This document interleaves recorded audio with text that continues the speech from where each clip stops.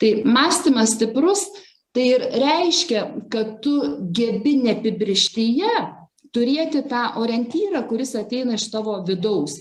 O mūsų vidaus atramų taškų kriterijus yra vienas. Tai yra gyvybės gyvybingumo daugiau ar gyvybės ir gyvybingumo mažiau.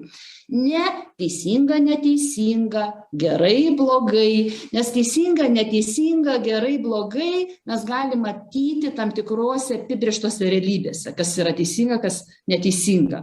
Pasikeitus situacijų mes galime pradėti stebėti, nuo to veiksmo, nuo to proceso, rasis rezultato arba gyvybės daugiau ar rasis mažiau.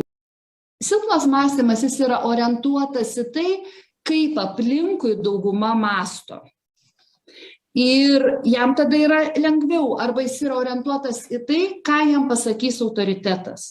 Mums gali atrodyti, kad stiprus žmogus su silpnu mąstymu yra stipraus mąstymo, nes jis labai gerai geba susitapatinti su sociumo įpročiais, stereotipais, mada ir tai demonstruoti. Ne? Tik tai tokioje suardytoje tvarkoje arba krizėje mes pamatome, kas yra kas.